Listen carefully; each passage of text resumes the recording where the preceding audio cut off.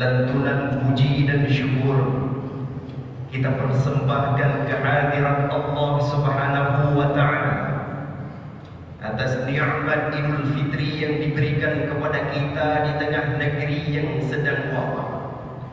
Salawat bernadakan salam semoga selalu tercurah kepada Habibina baginda Nabi Muhammad sallallahu alaihi wasallam, juga kepada keluarga dan sahabat beliau sekalian, imam syekh masjid yang ulun tuan muliakan, pengurus dan remaja masjid yang ulun tuan muliakan, alim ulama dan cendekiawan muslim yang ulun tuan muliakan, hadirin wal hadirat jamaah Idul Fitri yang sangat dicintai dan dimuliakan Allah. Izinkan 20 menit ke depan untuk saya memberikan sedikit tausiah dalam rangka Idul Fitri kepada saya sendiri dan kepada seluruh kaum muslimin dan muslimat yang dimuliakan Allah. Gema takbir berkumandang, Allahu Akbar, Allahu Akbar, Allahu Akbar walillahil hamd. Bertanda kemenangan kita dapatkan setelah berpuasa sebulan penuh, melaksanakan perintah Allah ibadah puasa pada bulan suci Ramadan sebagaimana yang sangat diharapkan oleh Sang Pencipta, la'allakum tattaqun. Semoga kita menjadi orang yang bertakwa. Nilainya bisa kita lihat oleh dalam kehidupan sehari-hari setelah Ramadan. Semakin taat kepada Allah, semakin bersungguh-sungguh untuk meninggalkan segala larangan Allah. Itulah ciri-ciri orang yang muttaqin. Dengan berpuasa sangat kita harapkan menjadi kafarah terhadap segala dosa yang telah kita perbuat tahun lalu. Sebagaimana janji baginda Muhammad sallallahu alaihi wasallam, "Man shoma ramadhana imanan wa ihtisaban, ghufira lahu ma taqaddama min dhanbi." Ingin kita diampuni oleh Allah, ingin kita dihapuskan semua kesalahan-kesalahan yang telah kita lakukan. Kita berdoa kepada Allah, semoga hari ini kita mendapatkan keampunan tersebut. Zakat fitrah yang telah kita tunaikan semalam merupakan wujud penghambaan diri kepada Allah sebagai wujud iman, dan itu merupakan syarat diterima amal ibadah puasa.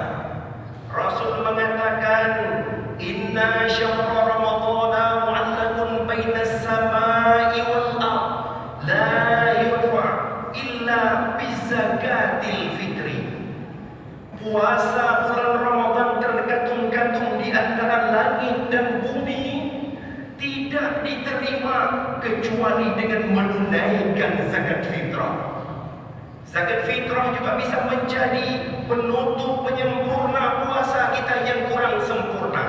Sebagaimana dikatakan oleh gurunya Imam Syafi'i, zakat fitrah ibarat sujud sahwi. Penting sujud sahwi kepada salat yang tidak sempurna ataupun ragu-ragu. Begitu penting pula zakat fitrah untuk menyempurnakan ibadah puasa kita. Hari ini tibalah kita pada hari kemenangan, Hari Raya Idul Fitri.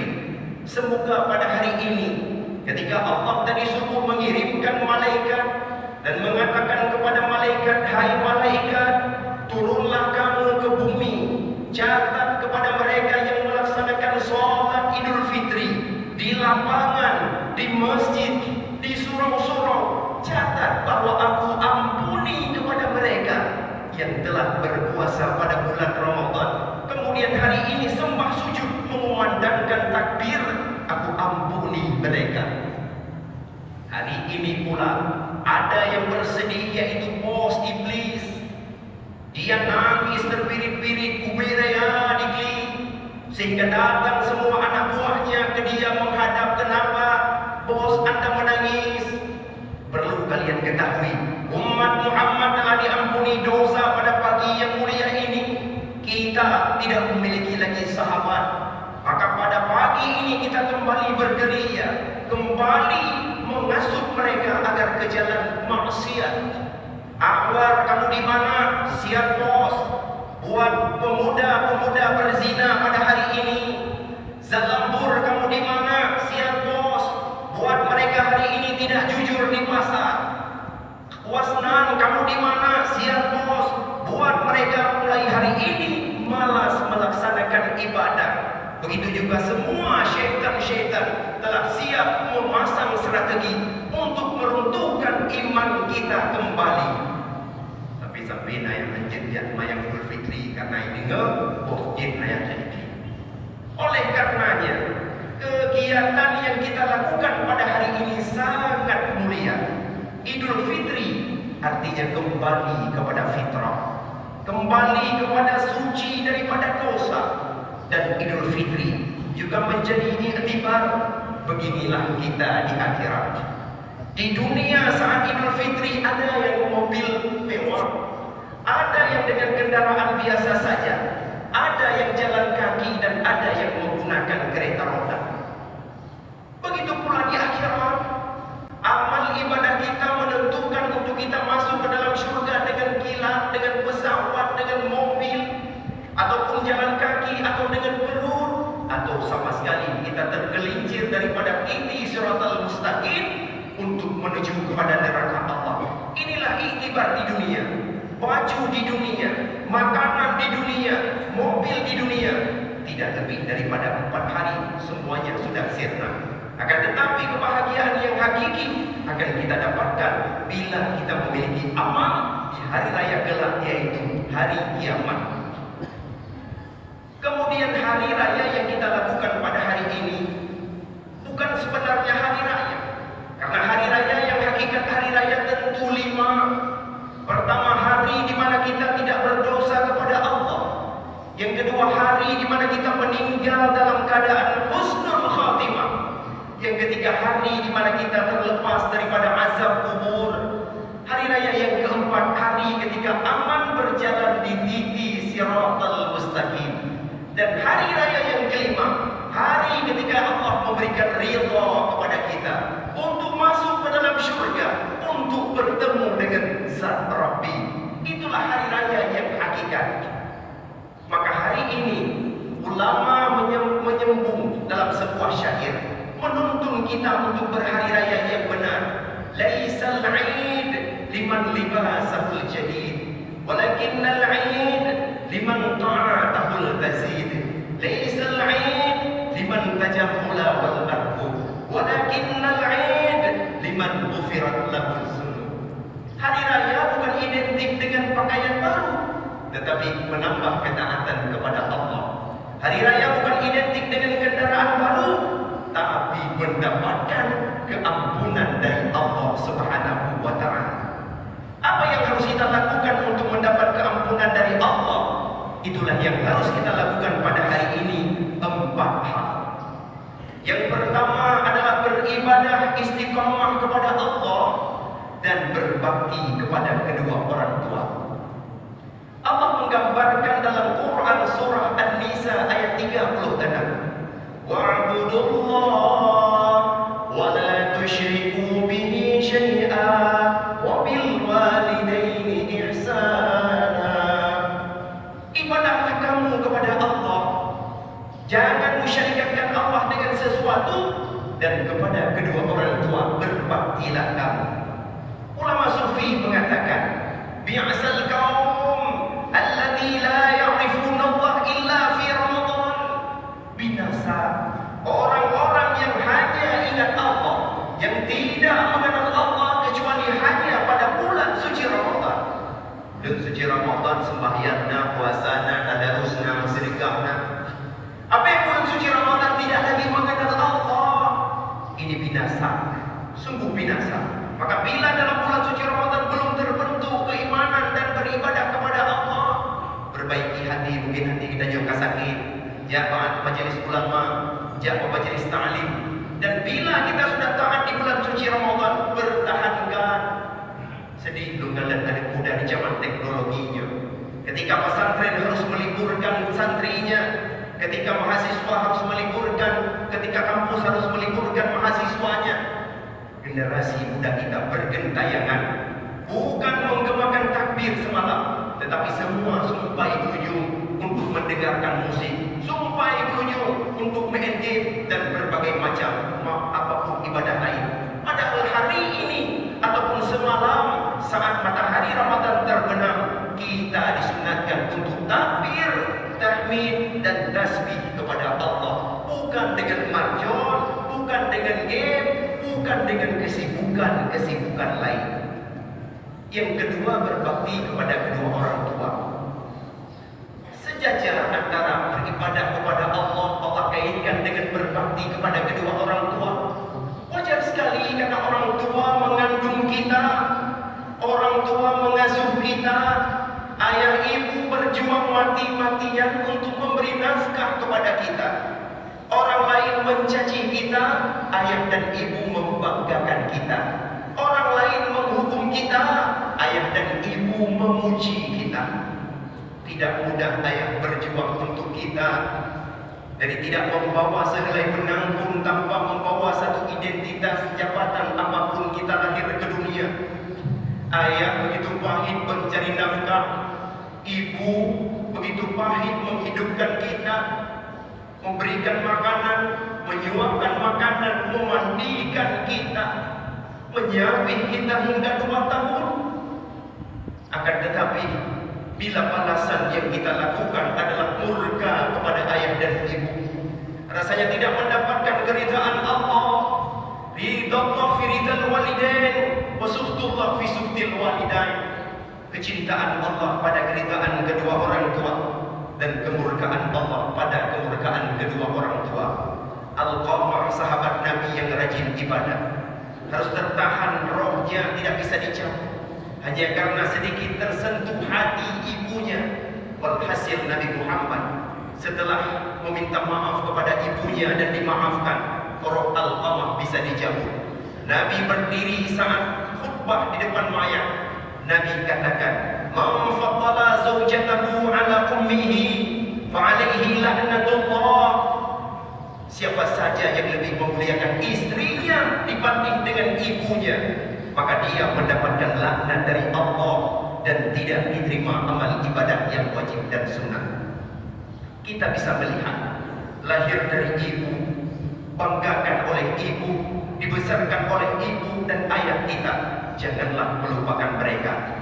Terkadang kita berpikir bahwa umrah 5 kali menjanjikan syurga. Terkadang kita berpikir bahwa sedekah ke masjid menjanjikan syurga. Namun kita abaikan syurga yang sesungguhnya, memberikan suapan kepada ibunda kita, memberikan obat kepada ibunda kita, memberikan kasih sayang kepada ibunda kita. Mereka telah berjuang kepada kita, dan ini hukumnya satu kewajiban. Fala taqul lahuma uffin wa la tanharhuma wa qul lahuma qawlan karima. Saja jangan dikatakan kepada kedua orang tua. Mencaci orang tua dilarang, dan juga mengatakan perkataan yang mulia. Itulah yang dianjurkan pada hari yang mulia ini. Maka sama-sama, seandainya orang tua kita jauh dan terbentur dengan waktu dan tempat, kita tetap berdoa kepadanya, tetap mengirimkan pesan kepadanya, tetap memohon kemaafan kepadanya. Dan seandainya orang tua kita dekat, marilah sama-sama kita cium beliau, kita minta kemaafan dan kita minta ridha kepadanya. Kemudian yang kedua yang harus kita lakukan adalah saling memaafkan dan silaturahmi. Kita tahu bersama puasa kita bisa tertahan andai kita tidak saling memaafkan. Dalam hadis yang sahih dikatakan, la yadkhulul jannah man qata'a rahmah. Tidak akan pernah masuk syurga orang yang memutuskan silaturahmi. Maka benar sekali, andai silaturahmi kita terputus saat Covid, terputus saat sebelum Ramadan, marilah sama-sama kita sambung kembali. Kita minta kemaafan atas keterlanjuran kita, atas khilaf dan salah kita, atas ego dan emosi kita, atas segala yang pernah kita lakukan menzalimi kawan, teman dan keluarga. Hari ini kita minta maaf. Taqabbalallahu minna wa minkum minal aidin wal faidin. Kita ucapkan kepada sahabat, dan sahabat membalasnya. Itu merupakan salah satu sunnah dalam takniyah pada hari yang mulia ini.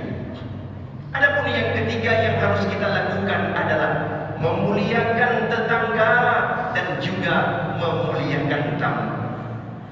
Bukti iman salah satunya adalah memuliakan tetangga dan tamu. Hadis yang ke-15 disebutkan, "Man kana yu'minu billahi wal yawmil akhir falyaqul khairan aw liyasmut. Wa man kana yu'minu billahi wal yawmil akhir falyukrim jarahu. Wa man kana yu'minu billahi wal yawmil akhir falyukrim dhaifahu." Bila kita mengatakan beriman kepada Allah dan hari akhir, hendaklah yang pertama ucap kalimat yang baik atau diam saja. Dan bila kita beriman kepada Allah dan hari akhir, muliakan tetangga. Dan bila kita beriman kepada Allah dan hari akhir, muliakan tamu. Bukankah di masa Rasulullah sering diucapkan, "Ya Rasulullah, inna fulanatan tasumu fin nahar wa taqumu fil lail, bal hiya sayyi'atul khuluq tu'ti jiranaha." Rasul, perempuan tersebut baik, siang dia berpuasa, malam dia melakukan ibadah malam, tapi akhlaknya jelek, menyakiti tetangganya. Bagaimana ya Rasulullah? La khaira fiha bal hiya min ahlin nar. Tidak ada kebaikan kepadanya, dia adalah jalan penghuni neraka. Maka wajar sekali hari ini kita saling memaafkan. Hari ini kita muliakan tetangga. Hari ini kita muliakan tamu. Kenapa hadirin? Karena setiap tamu yang datang ke rumah kita membawa ribuan berkah. Datang malaikat yang beribu-ribu, dilaki ampun kepada kedanyo, lebih berkah ke rumah. Nabi Ibrahim alaihissalam tidak makan bila tidak ada tamu. Nabi Ibrahim mencari tamu sampai 7 km. Bila tidak ada tamu, beliau tidak makan. Dan sampai 7 km tersebut tidak ada tamu, baru beliau makan. Jadi kita jauh kawan di Ibu Jami baru dapat jauh. Tak soal belum makanan Ibu Jami baru yang 4 apa je bayar belum manager. Hijau itigo. Nabi Sayyidina Ali, beliau menangis bila 3 hari tidak datang tamu ke rumahnya. Leorong mana ijak Jami rumah Sayyidina Ali negeri. Jadi kita jauh, Yuna terus Jami baru negeri. Wah, Fanta ada kali itu ribe menggunakan korban rohnya. Coba yang negeri itu. Mana apa habis. Sayyidina Ali tidak ada tamu menangis, kita ada tamu baru menangis. Engkau lebih biasa. Wah, Fanta ada kali. Maka itu salah. Umar bin Khattab berdiri menerima tamu. Ketika ditanyakan oleh sahabat, "Hai Umar, kenapa engkau berdiri?" Ini diajarkan baginda kepada saat aku datang bertamu ke rumah Nabi Muhammad, Nabi berdiri. Dan saat itu aku bertanya, Nabi mengatakan, "Di sekeliling aku ada malaikat yang memohon ampun kepadaku pemilik rumah dan memohon doa kepada Allah untuk diberikan beribu berkah kepada pemilik rumah." Ternyata Umar berdiri saat menerima tamu karena malaikat mengelilingi kita. Tapi punya budaya kita jadi Aceh Hana dempre jame pen kubur, iwo jame. Kipan yang enggak budaya. PP jame itu lagi ada dong tapi baru. Jadi kipan sih kita harus sesuaikan dengan budaya. Intinya kalau ibu bapak tidak ada tamu ke rumah boleh ibu menangis. Bukan ada tamu yang menangis.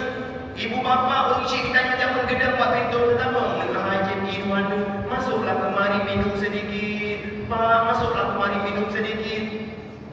Minta pen 2 ribu, minta pen 25 rupiah aja pun. Kenapa? Agar cucu-cucunya masuk ke rumah, diberikan duit, diberikan uang. Kenapa? Agar datang malaikat meminta ampun, agar datang malaikat memberikan berkah. Yang kecil yang betul datang buat pintu rumah. Abang kena yang pun 10 ribu, yang lain 50 ribu. Tinggal dia jamai di rumah. Pintu ku duduk, pintu likur duduk. Nyutruh jamai yang biasa, likur tambah. Balang dekah biraya ujung tahun hijau kacang warna terus. Anak yatim belum dah muda rumah di baju dari sigret hidup ni. Bahkan balang model baru. Iku hidup makanan mewah dodo iku dimfan iku. Burung gasin saudara-saudara dari kota Panena kan kacang warna kalau bubu. Itu tidak boleh.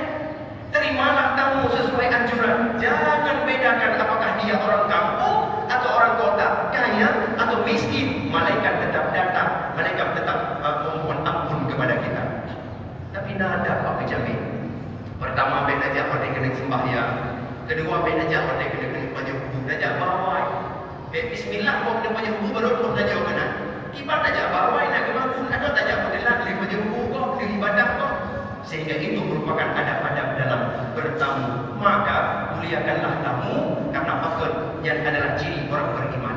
Yang terakhir, yang keempat, santuni yatim piatu. Karena fakir yatim piatu adalah titipan Rasulullah. Rasul mengatakan, ana wa kafilul yatim fil jannah hakata. Lu dengan orang yang tim santuni anak yatim dalam syurga bersama, walaupun agak berbeda tingkatan. Artinya beliau kita jauh tak sadari ibarat pendidik anak yatim kita jauh akan ikut membantu anak yatim. Suatu saat selesai Idul Fitri seperti ini, Nabi keluar, ada seorang anak yang menangis, kemudian Nabi menjadikannya sebagai anak. Kepegang lu, buka kli, hanali ayah lu. Begini saja, hari ini sebagai ayahmu dan Fatimah sebagai kakakmu. Fatimah kakakku, berarti engkau Rasulullah? Iya, senang anak tersebut. Diberikan pakaian, diberikan uang, akhirnya anak tersebut riang dan kembali bermain dengan kawannya. Mendaga dengan lain, kenapa kamu senyum? Tadi kamu nangis. Hari ini aku sudah punya ayah, Nabi Muhammad. Pergi ke lain, ya Allah, pajan mandi ayah dong, Nabi Muhammad kaya. Pergi buka ayah, dia lagi beri mopo. Sehingga sampai ke lian ini, mandi mendengar ayah lu beri mopo, biasa supaya di. Karena ayah kita udah baca yang yatim lepo, udah baca bedi-bedi, maka ayah lagi ya. Sampai lagi ya. Tapi sedih anak yatim. Anak yatim ada duit, oke, ada beasiswa, oke, ada bantuan dari desa, betul. Tapi anak yatim tidak ada pelayan dari ibundanya, tidak ada pelayan dari ayahandanya. Tetangga masak nasi, tetangga masak kuah merah, tetangga masak kuah putih. Ada yang sedih, lu ngapain, mana semua pun. Urut ayahnya nak baca betul, tapi mak dan ayah dalam kubur. Anak ni ayah lu, anak le mak lu dalam kubur, jangan tu. Maka kita jauh hadir di tengah mereka. Kusu oleh anak yatim, anggap mereka sebagai anak kita sendiri. Kita bantu, kita berikan semangat, kita kasih sayang kepadanya, bukan hanya nilai material. Kan cuma akan tetapi belayan kita jauh. Kasih sayang kita jauh tanpa membedakan anak kita dengan anak yatim. Santuni anak yatim, berikan kasih sayang kepada anak yatim. Ada wakafil yatim fil jannah, ada kata kita akan bersama baginda Rasulullah di dalam syurga. Tapi kalau kita mengabaikan anak yatim, itulah ciri-ciri orang yang mendustakan agama. Mungkin inilah keempat sebagai kesimpulan pada hari ini yang wajib kita amalkan, yang menjadi amalan kita, sehingga hari ini kita tambah taat kepada Allah dan mendapat keampunan dari Allah. Pertama, ibadah kepada Allah istiqamah sebagaimana diajarkan pada bulan Ramadan dan berbakti kepada orang tua. Kedua, saling memaafkan dan saling mengunjung atau silaturahmi. Yang ketiga, marilah sama-sama kita harus memuliakan tamu dan juga memuliakan tetangga sebagai wujud iman kepada Allah dan hari akhir.